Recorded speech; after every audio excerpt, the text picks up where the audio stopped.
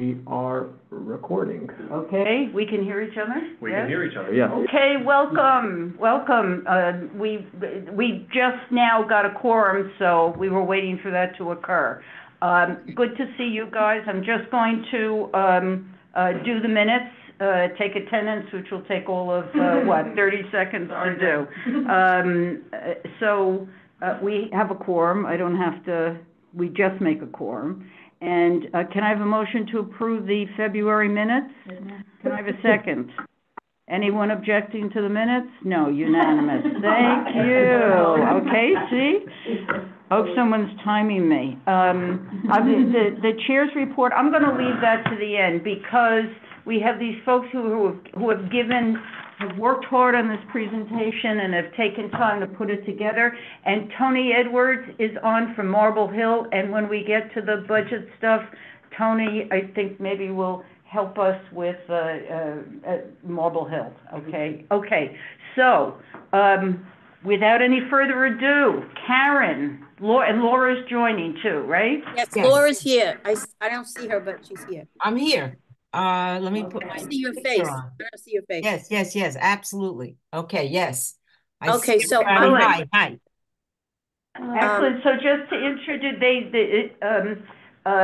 these two hardworking community board members put this together for our education, and it took a lot of work. It shows us a lot of work. Very grateful for all the work and the time that you are giving us. Okay, so I'm going to shut up. Just thank you and go ahead.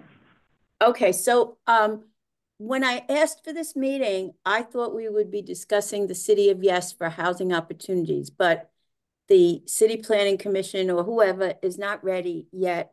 And so we talked to each other and we said, oh, you know what we could do is we could talk a little bit about what an environmental impact statement is and how we need to comment on it. It's very technical. And I just wanted to make sure everybody could, you could have a copy of it and you could find your way when the time comes for us to look at the environmental impact statement. And so now I could share my screen, right? Oh, I think so. RJ says yes. I can share my screen. And now I got so many things going on over here. I'm going to put, I'm looking for, move this thing that's up here. Let me make this smaller. Okay, everything is popping up here. Okay, slideshow. All right, and now I can make this bigger. So you can see my screen, right? Yes. Yes. Okay, so now I'm just making it bigger so you can see everything. And let me just move a few things that are flying around over here. We called it Getting Ready for the Environmental Impact Statement. So the City of Yes, the third part, which is on housing opportunities, had an environmental impact statement because what they're planning to do is so drastic that they had to declare that it had an impact. So they identified a whole bunch of impacts, and that's why we're here now. At some point, originally it was supposed to be around now in April, March, they were going to come out with it. But I guess they forgot that the city council had to do a budget and they weren't going to be able to do anything. So we're here trying to figure out what's happening. But in the meantime, let me see if I can get to the next spot. Why isn't it moving? Okay.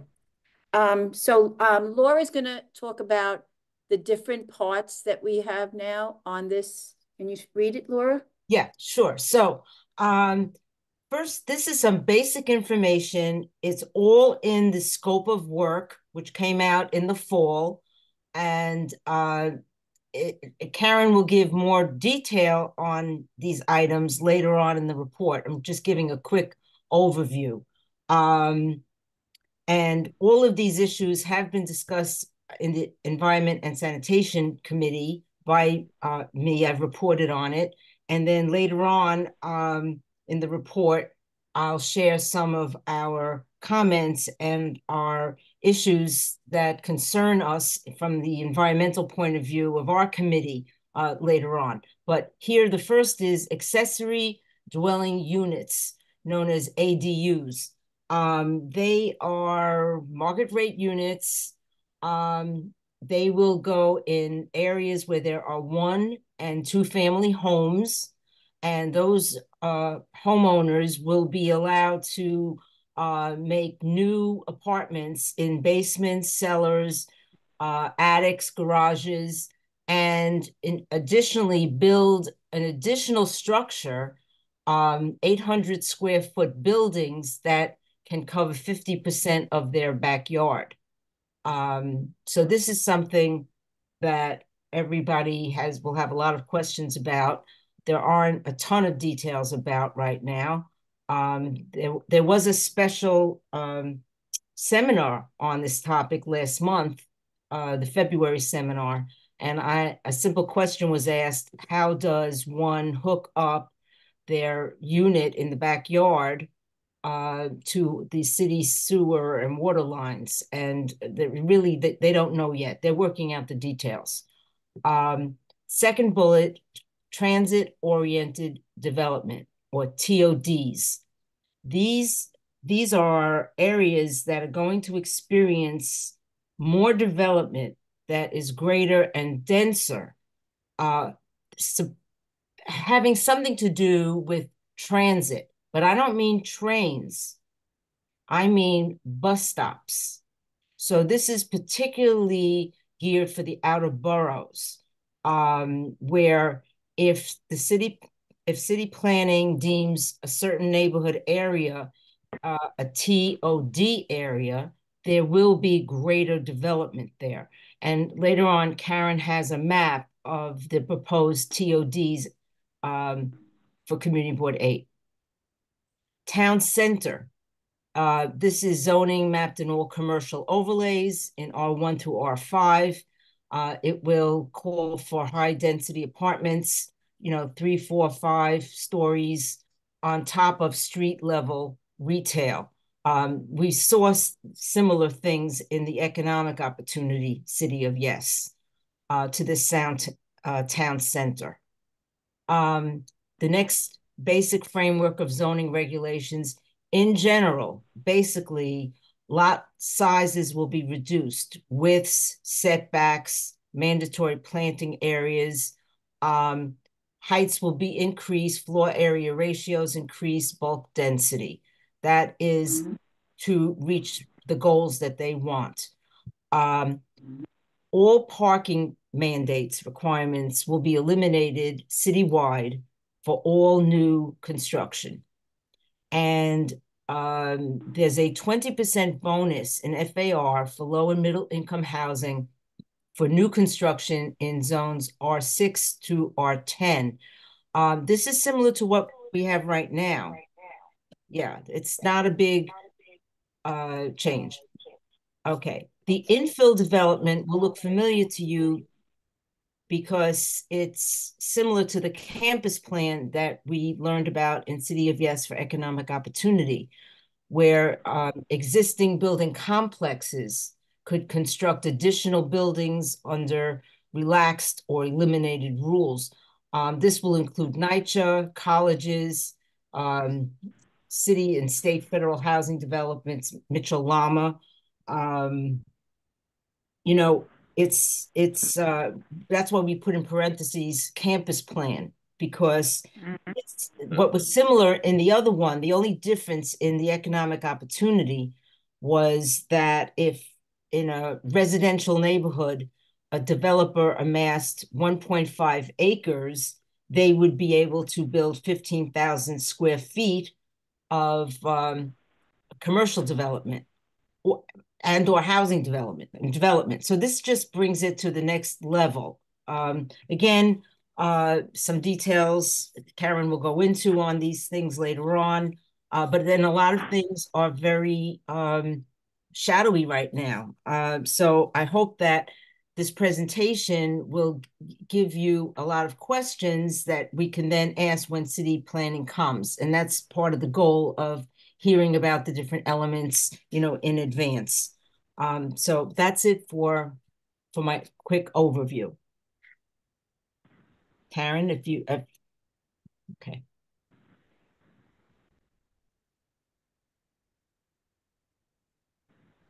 Karen?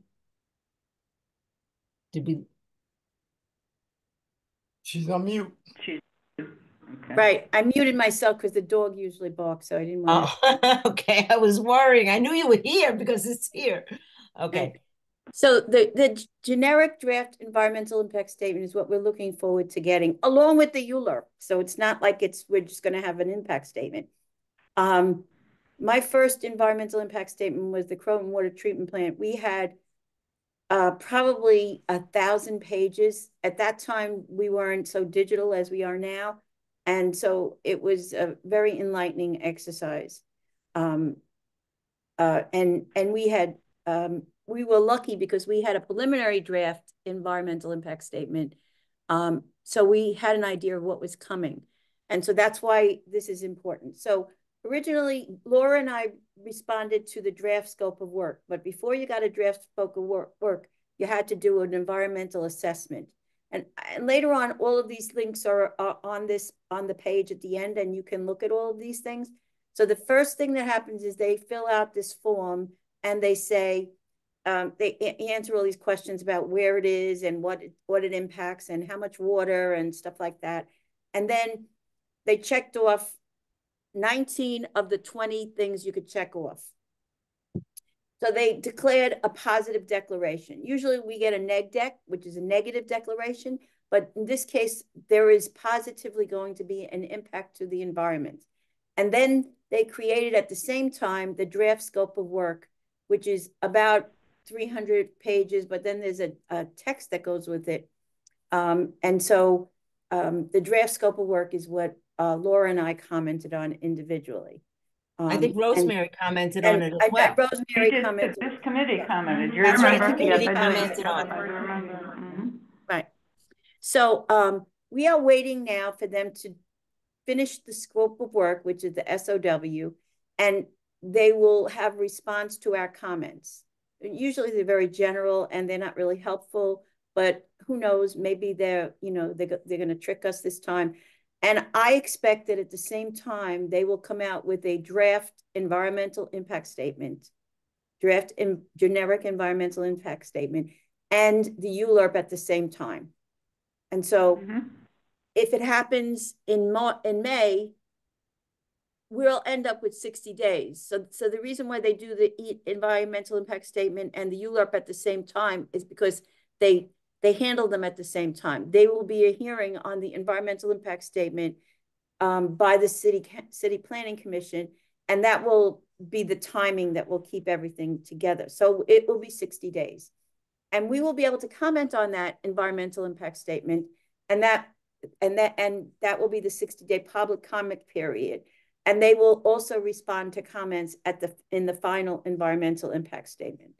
And there will be a public hearing at City Planning, and it will go along together with the ULURP. Sometimes the ULURP is faster. Sometimes the environmental impact statement doesn't have a time limit on it, so it could be delayed. It depends on what they have and how many comments people give.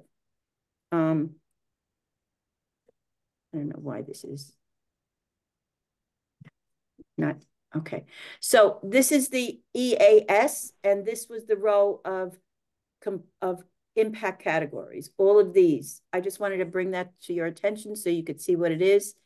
But show them, and it was all yes. They said yes. It was all yes, yes, and it was a cumulative impact, and it was a positive declaration. And then, so there's an environmental impact statement. There's a lead agency. The City Planning Commission is the lead agency. They make a proposed action. The proposed action, these are all their little click words, gave them this positive declaration, and they are about to create a draft EIS. The reason why we have an environmental review is that it's supposed to help the quote decision maker systematically consider whatever kind of impacts there are to the environment and the natural environment, or even the built environment, and to make sure that if they find that there is an impact, that they make sure that they take care of the impact, or that they consider an alternative. That's the next line. They do an analysis of impact. I'm going to use my mouse.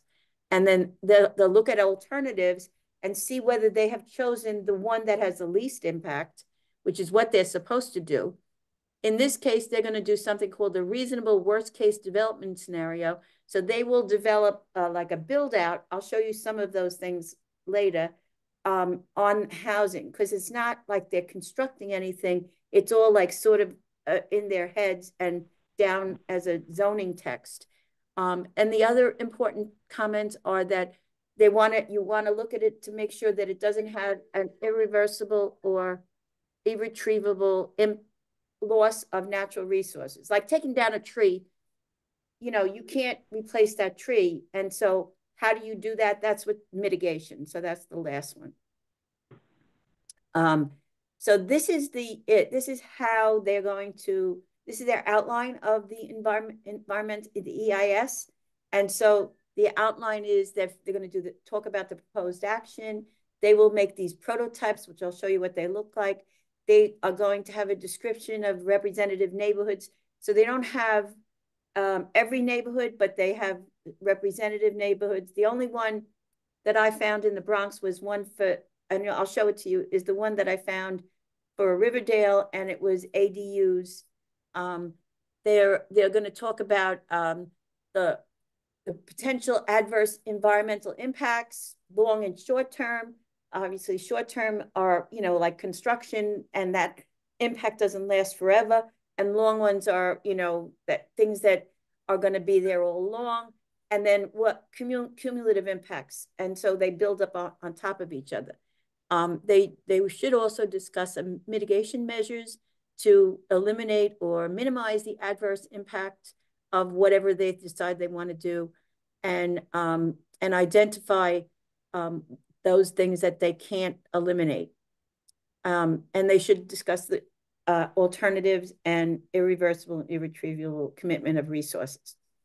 So this is the map of the city. I just put the little map here, but I tried to make it as big as possible. This is the Bronx, and it comes in 3 different colors: 1 family districts, 2 family districts, low intense density multifamily districts, the darker ones. And so this is Riverdale, which I'll show you in a minute. This is Community Board 12, where Wakefield, they're getting a whole bunch here. And I guess this is like Pelham Parkway, and then it goes into Soundview.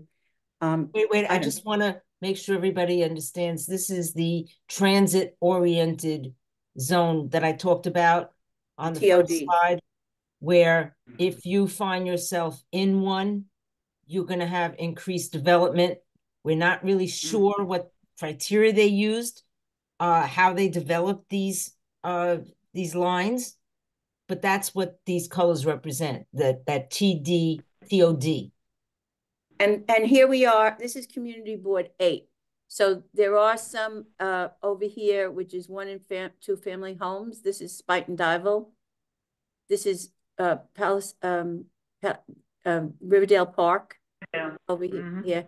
And this, I don't know. I think this is this must be like part of Marble Hill, but not the part that's the project. I can't really tell because they don't have any streets here. It's all zoning lots. This is the area of Lower Kingsbridge, like where like between Manhattan College and 230th Street.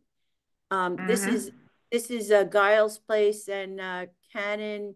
That was downzoned years ago. I think this was downzoned years ago. And this is Fieldston. This is Fieldston. So some part of it is a multifamily zoning, and this part is like the lower part of Fieldston. This would be the upper part of Fieldston. So we don't know what's going to happen, and we don't know if that's the only thing here. As you can see in the shadows over here, that this is Community Board 12. This is Woodlawn. Almost all of Woodlawn is now tagged for something else. Now, I know because this is where I used to live, and this area is now currently in what they call the transit zone from the ZQA and the MIH. And that was the that's the inner transit zone. And now this new lot of designation is the outer transit zone, which just means there'll be more development that you could do there, you know, with the private homes. Rosemary, So- you probably remember the transit zone with ZQA was if you were within a certain distance from the subway. Yes, yes, I'm But trying to now- remember, was it a mile, a half a mile? I forget, but I yeah. think it was a half a mile to a mile, Yeah. something like that. It was the subway, but that didn't help them with the outer boroughs enough. Mm-hmm. So they had to go to, transit buses. Mm-hmm. Okay. Mm-hmm. I have to tell you, just looking at that map, the piece in Marble Hill, I have no idea what they're talking about with transit there. That Marble Hill, that is like a mountain, and there are no buses that go into Marble Hill. None. I don't.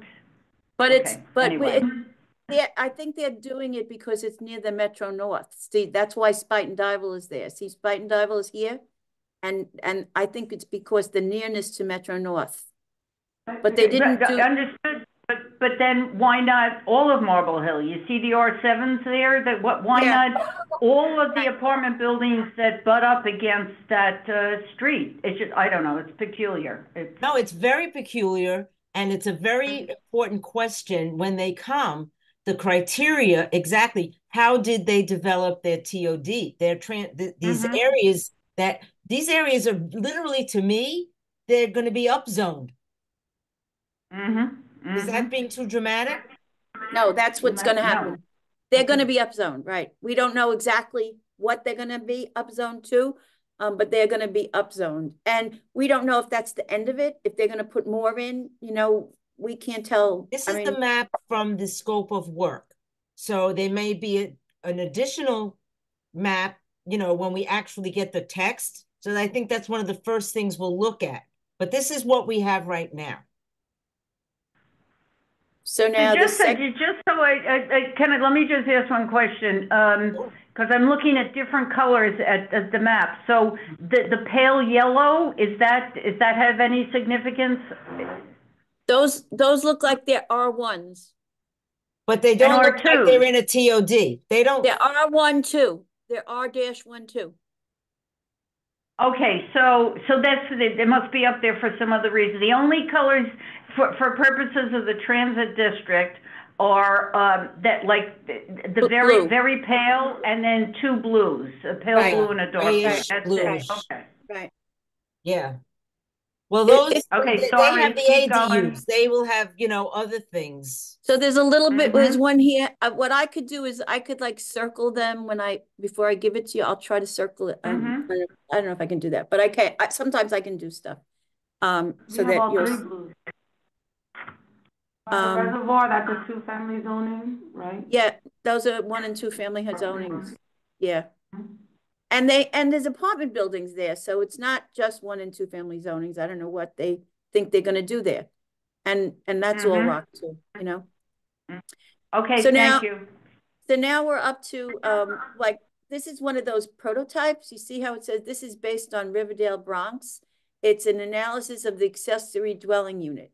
And they gave a bunch of statistics, but I didn't put everything in. It talks about what an accessory dwelling unit is. Laura talked about this, the 800 square feet, 50% of the yard, 2 stories, 2 stories. Isn't that nice when you're living and you had a yard in your backyard? Now you look and you see a building 2 stories.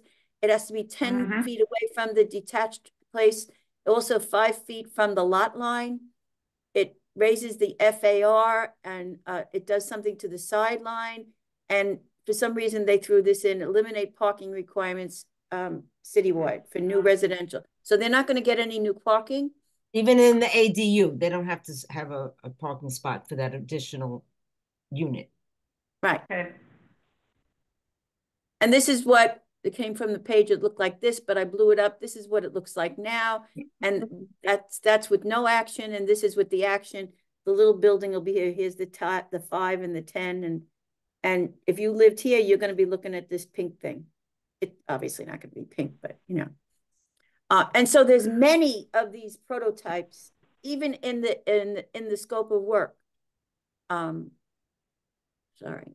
And then these are the impacts. So I'm not going to read all of them. Oh, this is the one I will read. So this is what they talk about for mitigation. So they are saying where the impacts cannot be mitigated, they will be described as unavoidable as in compliance with the technical manual.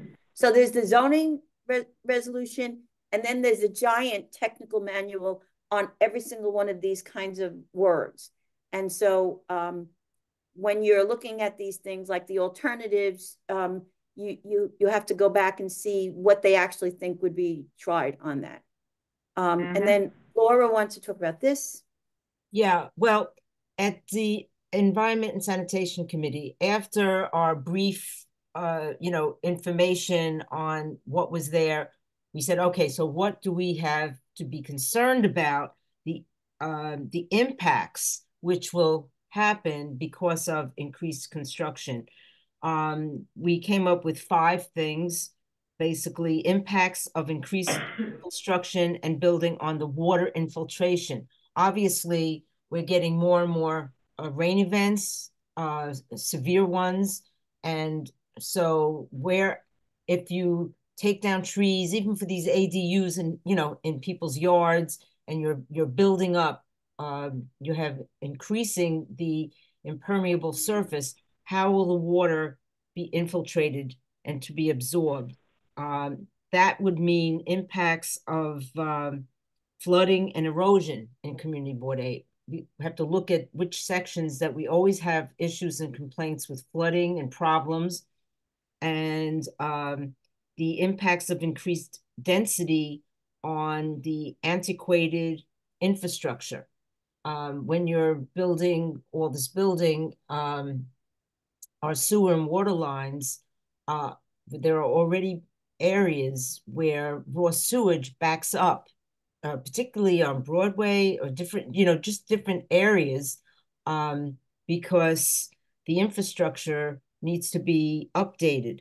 I will say that there is nothing about infrastructure, be it hard like the sewer and water lines, or soft, or like schools, police, traffic, those things, anywhere in City of Yes, anywhere in money-wise, budget-wise, or, issues with it. But in the Environment and Sanitation Committee, we were concerned about the increased density and the infrastructure and the impacts on combined sewer overflow. That means we have a situation, we're under a city and state, the city is under a state and federal mandate to reduce our combined sewer overflow, because our antiquated sewer system during heavy rain events discharges raw sewage into water bodies because it cannot accommodate all that extra rainwater. We're daylighting, we're doing all these things, but believe me, it's a trickle compared to what needs to be done. So there's going to be steep fines because this is a mandate. And so this is what our committee was concerned about. And then when you have the reduction in open space, combined with the impervious surface, the taking down of green, the building out, because you're building out, reducing side yard, reducing front yards, you're just increasing in general, particularly in R1 to 5 districts. We are very concerned about those impacts on flooding and erosion. So, Laura, I don't want to interrupt you, but a very quick question for both you and Karen. It says impacts of increased construction, impacts of impervious, okay, all of that. When the EIS comes out, will there be pages in that EIS that talk about what the impacts will be and how they can be mitigated? In other words, these are concerns. We're anticipating something in the EIS that will talk to each of these points. Is that correct? Yes. Yeah. I asked for analysis of these different issues. Got it. Mhm. And you did, you know, we asked a lot of But it's questions. required. Those are those impacts that were checked off. One is construction, one is water and sewer, one is neighborhood character, one is, you know, all kinds of, each one of those different things. I could go back to that. No, that's it, but they'll be, God not, willing, I would hope so, they should be addressed, okay, okay. Right. because they answered Neighborhood yes. character, public health, noise, greenhouse gas, air quality, transportation, energy, solid waste, water and sewer, hazardous materials, natural resources. It goes on and on. Socioeconomic conditions. They have to do everything. But then the Okay. bad news, Karen, is we'll probably have to read 1,000 pages to find it. Yeah. Well, So now here we are. This is just tells you about, you know, what I've already told you about the city of Yes and where it's going to go after they go to city planning, then it goes to city council, and then the mayor signs it. There's two events. March 27th is another webinar, and April 17th. You can click on these things. I'm going to send you a PowerPoint, a PDF, and you'll be able to do that. This is the scope of work. This is the environmental assessment. If you want to look at it, this is the positive declaration. The positive declaration is 4 pages. It's very dense, 4 pages, but it's all like in one thing. It's very good. Okay. It's very good. Are the comments from BCQ, Broadway Community Alliance, the City Club of New York, and Paul that we know of, and Paul Graziano. I could put the community board 8's thing, but I didn't have a copy of it on here. Maybe I should add that before I send it back to you. And thank you. Any questions? oh, this is, that was really great. So much. Just once again, to clarify for me, my ancient understanding of ULURP, it's, once they certify the ULURP, the 60 days starts, and there's no way to stop that clock. Am I stating that correctly? Yes, that's right. Okay, that's, and that's what's scary about all of this. That is why I always ask you the question, when do they think they're gonna do it? Any advance notice we have would be helpful. But once they do it, the clock starts. Okay. So we will know, because right now everything is up on the ZAP, the zoning application portal for city planning, and even before it's certified, even before it goes before the city planning commission to get certified, it's up there. And it's probably a week and a half, which is good, because if we have to read a lot of papers, we need to get to that early so that we can. It's very hard to understand all of this stuff. As you know, Rosemary, I am not a planner. I don't understand the zoning. It's very dense to try to read and understand.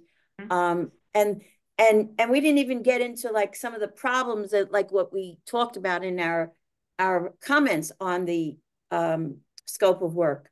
We just talked about like what's going to happen and how do we respond to it. The more people who respond, the more answers they have to give.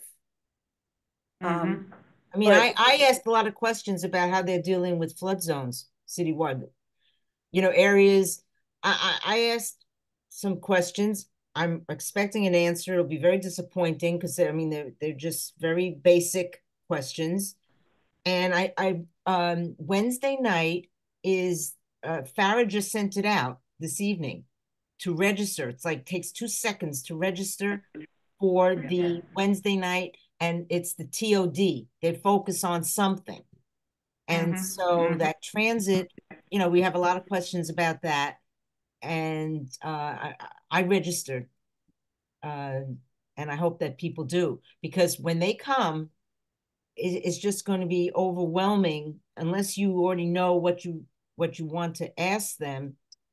You know what I mean? The time is of the essence. So like get to the chase. This is the challenge for us on the community board. Yeah. That is the challenge. How do we get this ton of information where it can be digested by the general public? It is a real challenge to do that. but it has to be done. This is a huge change in zoning in every neighborhood. It will affect every neighborhood in one way or another. And again, the timing, there is, everybody knows there's a special committee was set up, right, for this, and there are 7 people on it. Now, timing for those hearings is also important because they're not regularly scheduled. Farah can go to her chart and they're not on there because it's a special committee. So timing, how many of them will there be, and how we can get the information before those meetings and during those meetings.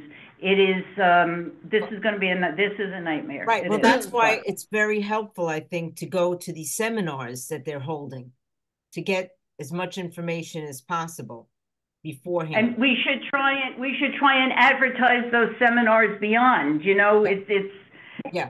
Well, we're important in doing a lot of work, and God, what you guys put together here is really good. But there's a whole world out there that needs to understand City planning this is in one sending way it or another. around, you know what I mean, and advertising it. We have a group of almost 30 Bronx groups, and we're sending it to them. You know, I mean, so if you know people, just forward it. You know, I forwarded it to Karen. I got it from Farah, and I forwarded it to a whole bunch of people already. And that's maybe a press release to the Riverdale Press. I like that idea. Maybe the Riverdale Press would maybe for something. future ones, but this one is this Wednesday. Yeah. But there is going to be future stuff. There's going to be a lot of future stuff. So. Absolutely.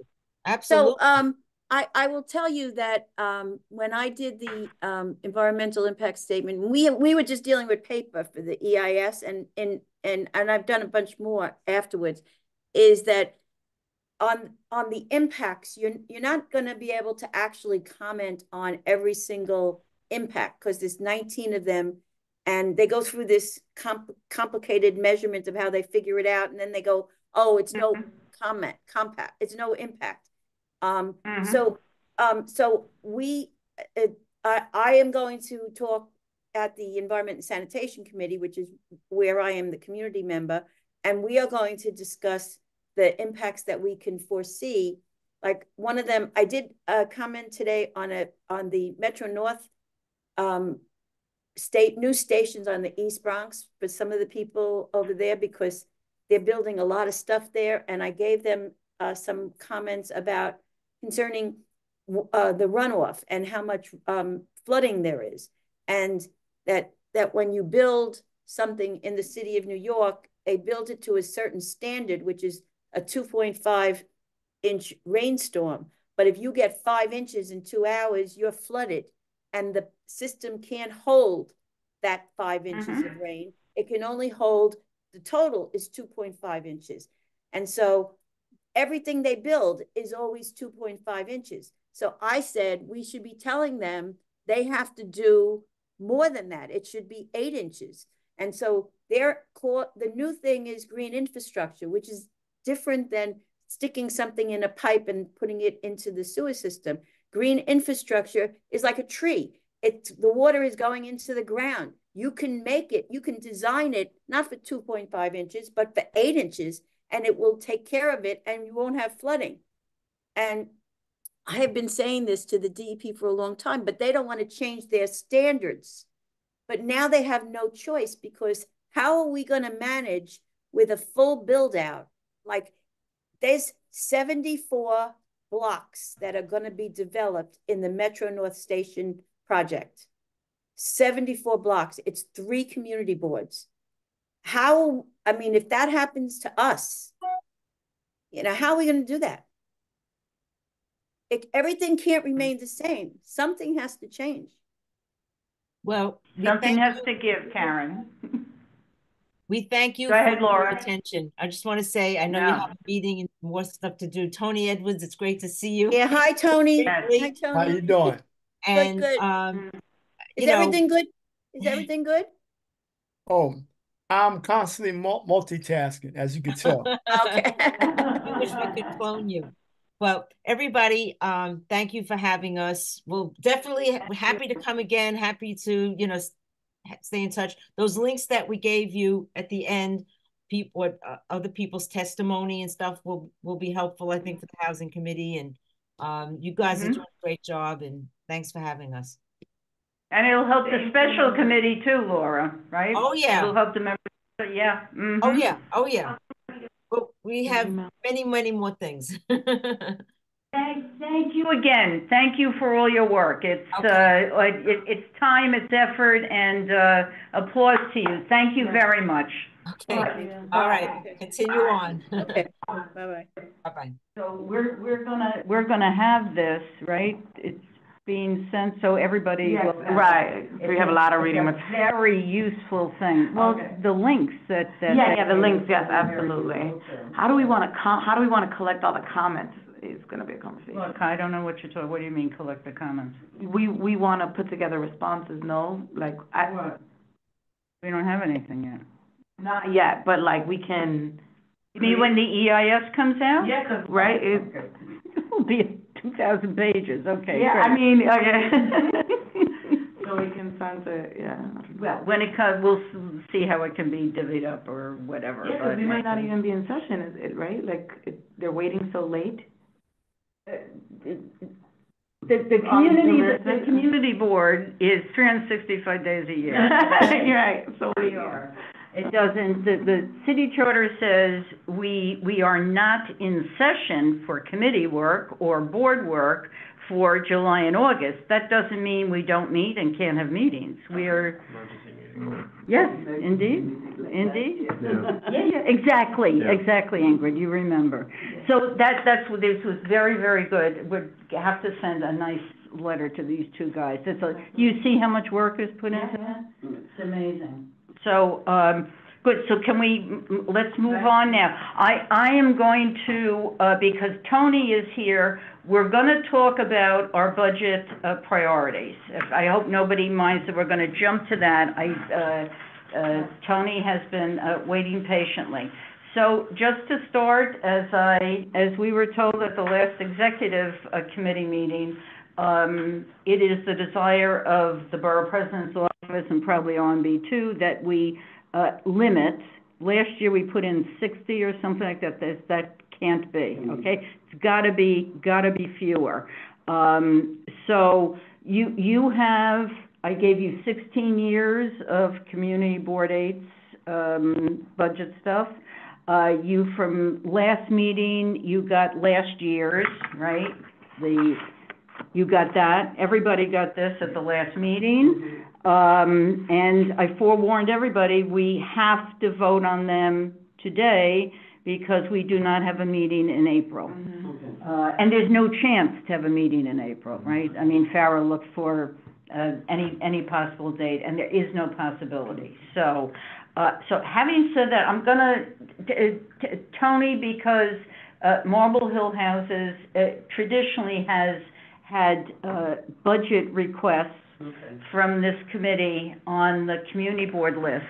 And I thought, Tony, can you help us with what are the principal, main, important capital needs or expense needs for Marble Hill Houses? Sorry to put you on the spot, but you're there, so you'd help us if you could just let us know, okay? Put it this way, to make y'all laugh, how deep are your pockets? Because we need a lot of money. Essentially, it's the scaffolding removal. As you go past this development, you see there's a lot of scaffolding that's erected. That's primarily because facade work has to be done as well as roofing. And all that, from what I understand, is like a mixed bag of how housing is able to obtain funding for the repair. I know we're speaking with one executive vice president, they're trying to see if they could get the funding to fall within capital reasoning. I understand, and the reason why I said it's a mixed bag, because it consists of funding is supposed to consist of partially, I think, operational funds, which I guess like people paying their rent, stuff like that. and then another Mhm. portion will come from capital. But, you could use funding, let's say for the facade, let's say capital funding, and don't quote me on this, you can use capital funding for maybe the facade work, but for the scaffolding, you gotta use operation funding. So it's Mhm. skewed something like that. So you cannot mix the two pieces of money to make things happen. But essentially, what we need is funding. How is obtained? If we get through capital funds, that'd be great to really remove the scaffolding. But before the scaffolding will be removed, they have to shore up the bricks, which is the facade work, as well as looking to shoring up the roofing because there's constant leaks that's finding its way into apartments. As far as to give you a Mhm. dollar value, is beyond me. All right. So That's okay. It's more the project that's the important thing for us. So is the roof funded at all? Is the facade work funded at all? as I know, the facade work not at all. With the roofing, from what I'm told, that there's warranty on the roof, but yet there seems to be some sort of disconnect between the actual manufacturer and also the so-called housing experts and Mm-hmm. determine like who should be responsible for it or should it be housing people to do the work or should it be the manufacturer? So there's some sort of disconnect there. All right. I'm Mm-hmm. actually meeting with a young woman for Capital tomorrow. I know she was working on it, and so I'll be sitting with her as well as the property manager so we can follow up on that and see what has come about on her side of the world. And then the other issue, Go and ahead. then, and I'm sorry, then the other issue that we have is our community center because housing has put a pause on work to be done. As I had shared with Ms. Ginchi some time ago, Yadanis Rodriguez, when he was the council member, he had allocated up to $1.6 million for the work to be done in the community center, and that's only for the upper half or front of the community center. Now, speaking with the Manhattan Borough president, right? His office, they was considering to pledge up to $2 million for the remaining portion of the community center. But the problem is because housing put a pause on the first portion of the community center because they say they don't have the engineers or the administrative personnel to help see it through, they kind of like step back. And at this point, I don't know where things are at. I just know that there's money that's already there. It's in the pockets of the housing authority or maybe Daphne. I'm not too sure which agency really is the custodian of the funding right now. I'm just concerned that if it's not utilized, the housing authority may take that money and use it for something else. So just so I understand, you talked about the Manhattan Borough president That's correct. committing to $2 million. Was that in last year's budget, so it's in, or it's going to be her request or his request It was this time? it was his request, but like I said, they pulled it back because they was actually at the meeting when we have what we call a pause meeting.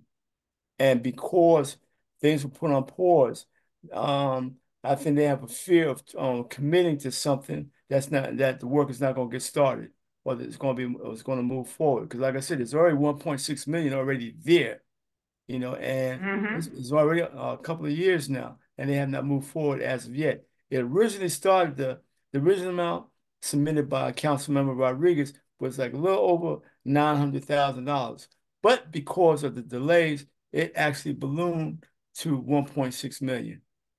Mm-hmm. Mm-hmm. And Well, while he was in I, office, he was able to keep up with the rise in costs and able to allocate additional funding.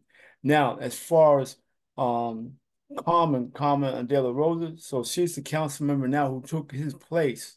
She's mm-hmm. she's interested in making things happen for Marble Hill. Um, Now, as far as where she's going from, we'll put excuse me for jumping. What was conveyed to me is that for capital funding that we more or less have to deal with the borough presidents that that's supposed to deal with the council member directly. And so that's why Mhm. the Manhattan borough president is involved.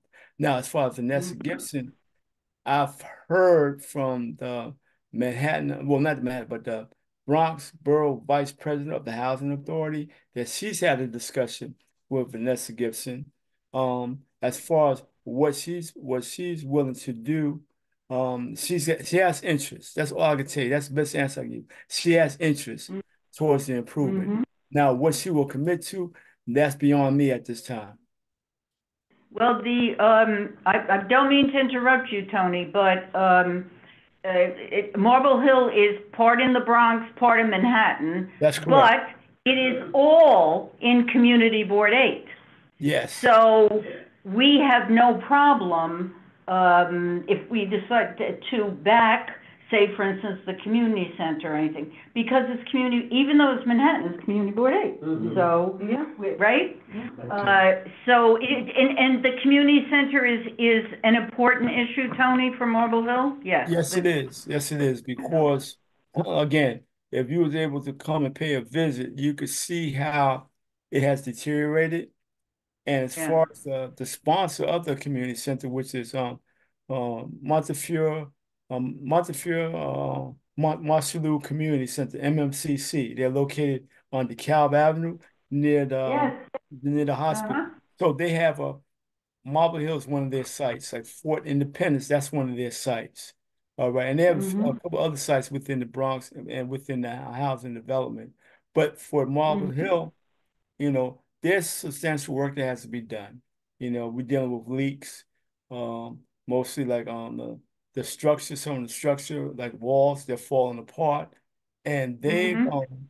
as a sponsor, they've actually went into their funds, which I believe is supplied by DYCD or DIFTA, and they was able to do certain things within the structure. But the point is, money was supposed to be brought into the community center through our elected officials, not so much the Mhm. sponsor themselves. And like I said, right now the snafu is because money has already been placed into the community center, but it's not being utilized at this time because the housing authority put a pause on the work. Got it. Is there anything else, Tony, that you'd like to say to us before I ask other people on the board if they want to say anything? Well, the next thing I would like to see happen, um, Yes. we have one of our larger parking lots, and this has also been addressed to as well, is parking lot number 3. One of the things that was supposed to take place is the repaving of the parking lot, in addition to trying to put up a security gate, either at the entrance or they call them stanchions. What they are, these stanchions, they're like for each parking slot, it's like an arm that pivots downward over the hood of the car. So Mhm. this way, nobody could drive out or drive into your parking space. So that was something Mhm. that was a plan. And the gentleman that worked with me on it, he's actually retired. So I have no idea where it stands at this time. But that's something that is important because what's happening, we're having unauthorized people utilize the parking lot for a purpose of parking. Because parking is strained around here. Very Yeah, strained. it's gonna get worse. It's gonna get worse if you listen to the past presentation. They're Yes. eliminating parking requirements across the city, so it's gonna get worse. Yeah. So Tony, the issue, this is fascinating. The issue for that parking lot is not that cars are being stolen, it's that people are coming in and using them. That's correct. That's correct. Parking is important. Yes, it is. It is. Yeah. Thank you. But I Thank would you. advise you not to, I would advise you though, not to park your car there though. But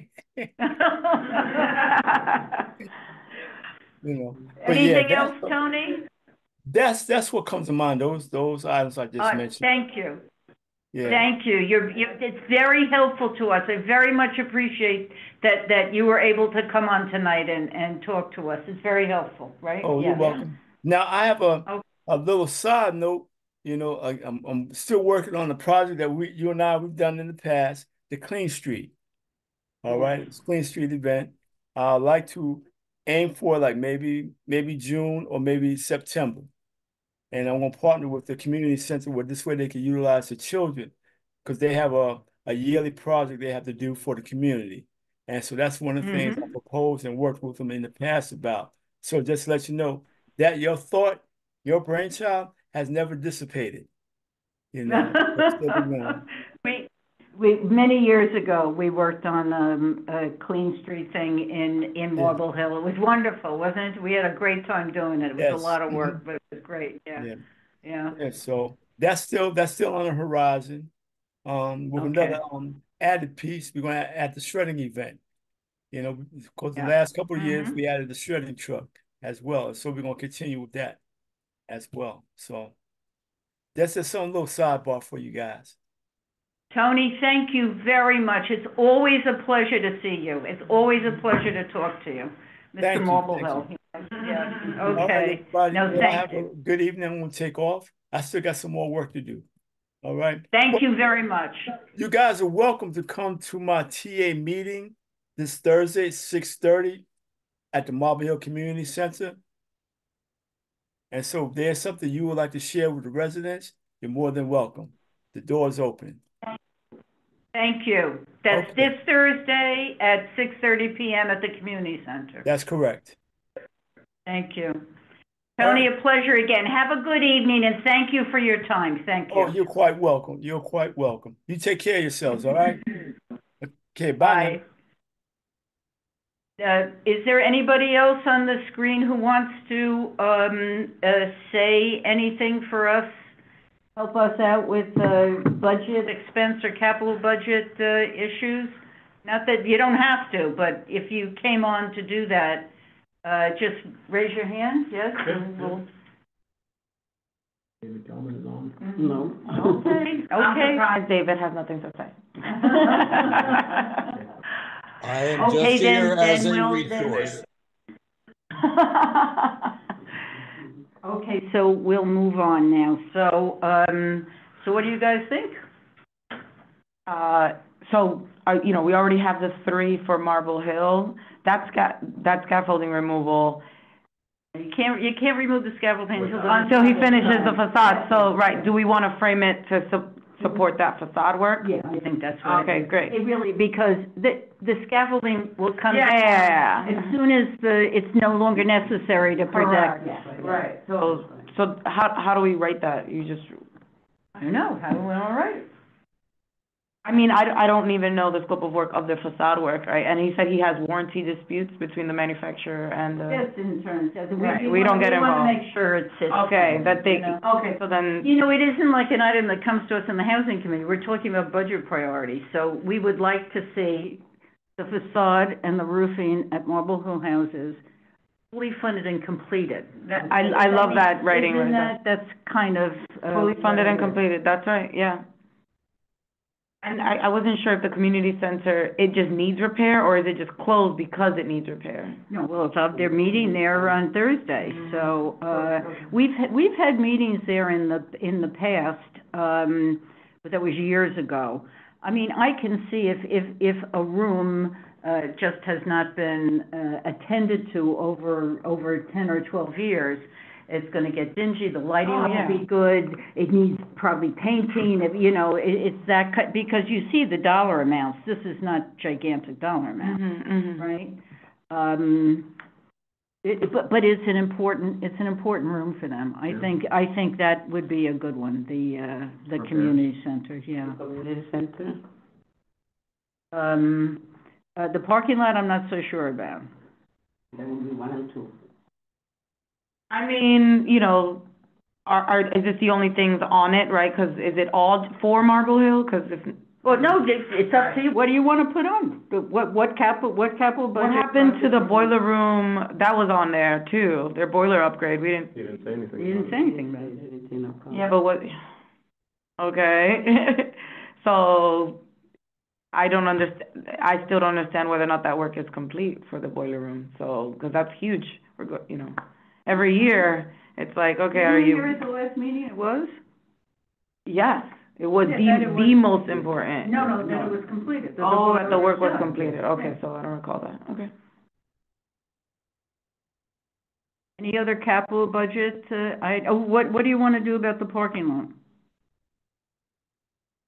I mean, if we're gonna fix it, just fix it all, you know, because then it's just like, here's a crummy. But it's two aspects. Repaving is one thing, but the security gate. Security gates and. One of the stanchions.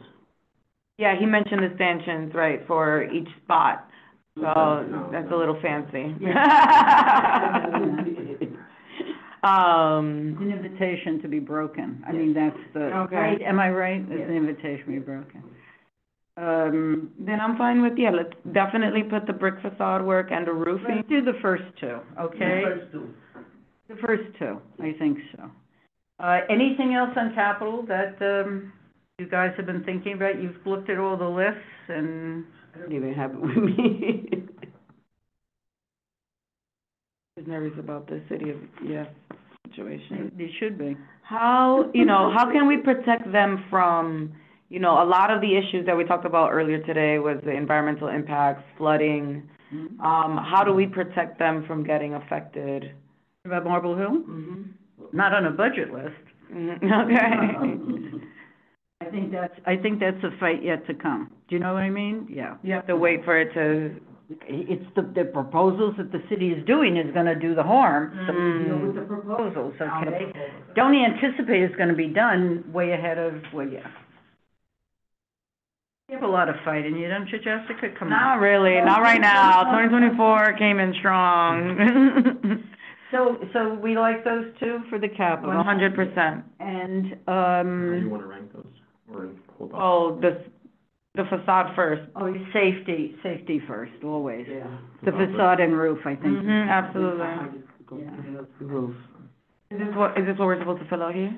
Ingrid's doing it, but I'm doing it as well, so. So, on expense, I chatted with both of you about, and Lee, I know Lee, cares about this. I apologize. God, I hate this bloody thing. If any of these proposals come through, and actually, even today, there is a need for more building inspectors and housing inspectors. And then that's the third. So those would be two sets, Department of Buildings inspectors, did I write anything down? You mentioned it in the last meeting. I did, and expense, that's expense. Yeah. And, so I put down increase DOB, Inspector. well, Department of Buildings, I can give this to you, I can give the handwritten, I can give this to you. Send it to give it to me? I'll Xerox and get, so increase, but you guys gotta be okay with this. Increase Yeah, DOB, yeah. code enforcement inspectors, given safety of these basement units and structural defects, especially in older buildings. And I say that because remember the Bronx building that collapsed? Yeah, that happened. So, and then the second one, increase HPD housing inspectors, given the number of 311 calls, and increasing occupancy in single-family homes and apartments. You read about the one on Grand Avenue?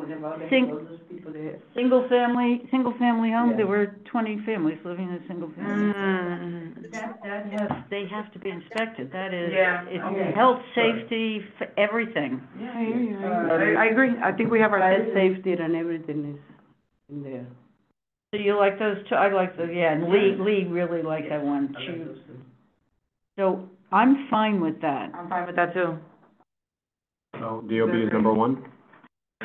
The number one was Marble Hills, That's capital. oh, I see. The other one. Okay, gotcha. And then HPD is number two. HPD number one and number two.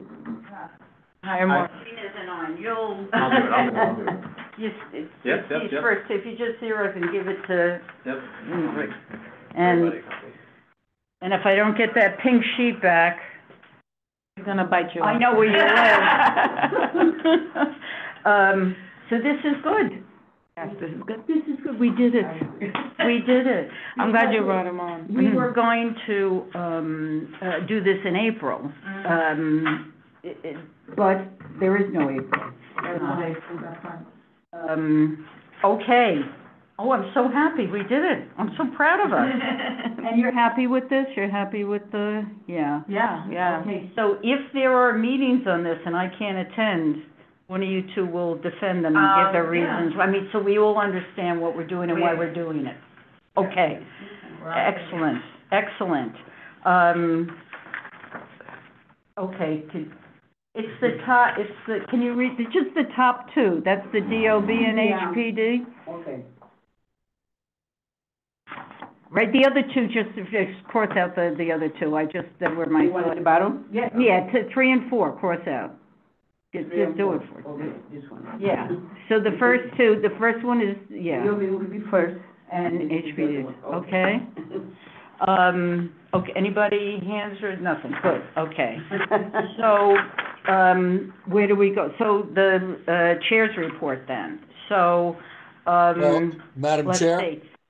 Madam Chair, Yes, if I may, congratulations, Yes. doing this so efficiently. I'm gonna sign off. oh, bye, enjoy your evening. Thank Okay, you. David. All righty. Night. You enjoy yours as well. Bye. Thank you, you too, okay, bye-bye. The council, member Sanchez was invited, and, go ahead. Unable to make it due to the budget season. What? What does that even mean? We're on Zoom. Okay. Let's see, and do you know the special committee, I mentioned that special committee? Yeah, I don't even know when we're meeting, so. Exactly, so, Julie, any update on that? Do we need to send an email to everybody on that resolution for the special committee so we can decide on when to meet?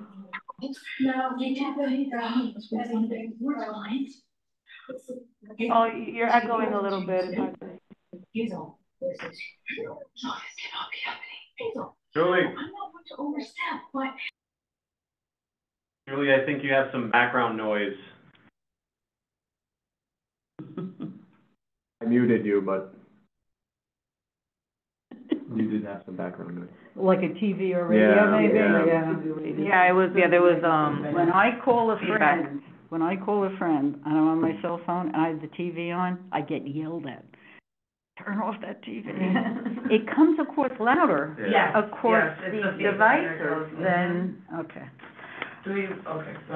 All right, well, that's on the list, moving on. Okay, so, special committee, there's no April meeting? Okay. No April, Yeah. okay, and there's no May, well, there will be a May meeting. We don't know. Our date is Memorial Day. Oh, until no. Okay. I mean. So, well, because we're not meeting in April, we gotta meet. Here are the 4 dates that, check your calendars. What? We can meet at the beach. No. We have, Thursday, May 9th. We have Thursday, May 23rd. We have Wednesday, May 29th, and Thursday, the 30th. Wednesday sounds, Thursdays are tough for me, but Wednesday, Wednesday, the 29th? It's okay with me, Wednesday. Okay, Wednesday, the 29th? That's what we're picking, okay. The 29th, or May. May, Wednesday, the Okay. 29th of May, housing, good. God, we're so efficient, this is very good. I think I did have yes. Did you get that, the thing that got Xerox? Do you wanna give that to her? oh, this is for me? Yeah, Okay. why am I, so this, and I can send it to you, look. This just came out, and it kind of blows my mind, but, you have it too, yeah. This is New York State, they have a bill, and look at the name of this bill, Local Regulated Housing Restoration Adjustment. Did you ever? Are they running out of words in the English language that they have to, okay. But it's to address empty apartments. You know, how many times have we heard so many rent-stabilized apartments? I heard the number 10,000, I heard 1,000, I heard they're empty. I've seen some videos about it. Empty. So as it turns out, many of these apartments are empty because they need to be renovated. Like the tenants there have been there for so long, so they need like new sinks, new toilets, okay. And it costs a fortune, that's why they're sitting there empty. The landlords can't afford Or it. they don't wanna afford it, cause they're not gonna make that money. Okay, good or bad. Yeah, they're not gonna make the money on just the rent, the stabilized rent rate. So this is, so if you read through what are they're gonna wind up rent stabilized buildings don't have access to funding to fix up vacant apartments. If this passes, they would. More than 10,000 empty rent stabilized apartments would be available to rent in months. So the government is gonna provide the money, and where is it? And who can the tenants be? Doesn't it say someplace?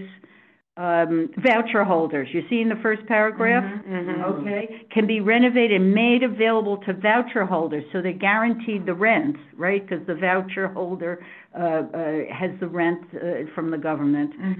So, I don't know, I just thought that was interesting, especially as we go into City of Yes housing. Yeah. So many of the ideas, I mean, all they're doing is putting density on density on density. Yeah, when we have units that are empty. Thank you. I get it. That can be fixed, and that was the second one. They are up in Albany, to fix housing, New York leaders seek to revive old ideas. They're talking about bringing back Mitchell-Lama. I mean, that's a good idea. Exactly. We need to, we've lost so many of them, the housing guide shows. So I just thought, this attempt by the state to renovate, help landlords to renovate those, but we're helping the rich developers by giving them extra, why not help, landlords to renovate an apartment so it can be occupied? So, okay, those are the two things I wanted to say. Thank you. That's it. You can tell I read my newspapers, right? Yes, the clippings tell me everything I need to know. Gotta stay on top of it. So I think that's it. Yes? Sounds good. Did I miss anything? The housing guide, I guess, we're moving. Oh, the housing guide. So, I put in an email to Ted, so that's the last piece that we need. Okay.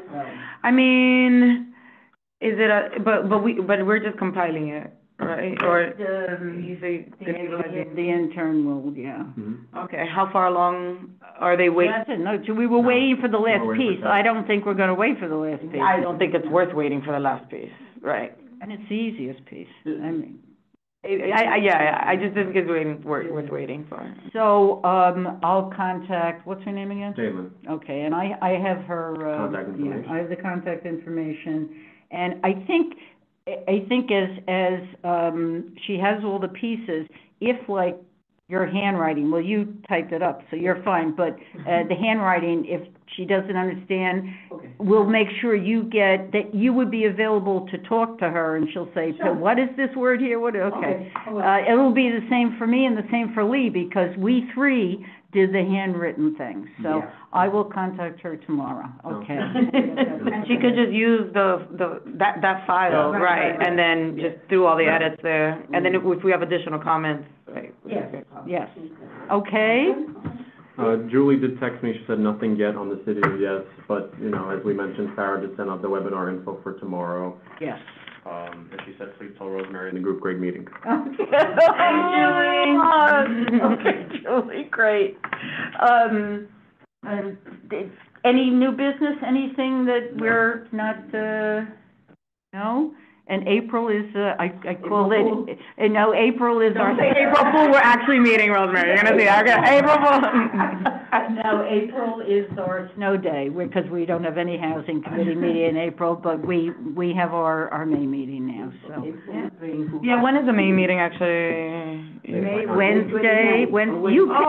Okay, no, sorry, I meant the full board meeting, the next. It's always the second Tuesday of the month. Okay, those are things that I don't know yet. Okay. Second Tuesday of the month. Okay, excellent. All right, we're all set. So we do have that one meeting. Okay, so on this budget stuff, can you do it and get it into you? Yeah. Get it into, okay. We can work on it together. Okay, no, sure. Much appreciated. Thank you. Okay, then motion to adjourn? Second. Oh, God. Any objections? No. Thank you so Yes. much. Thank you, Julie. Take care. Bye, dear.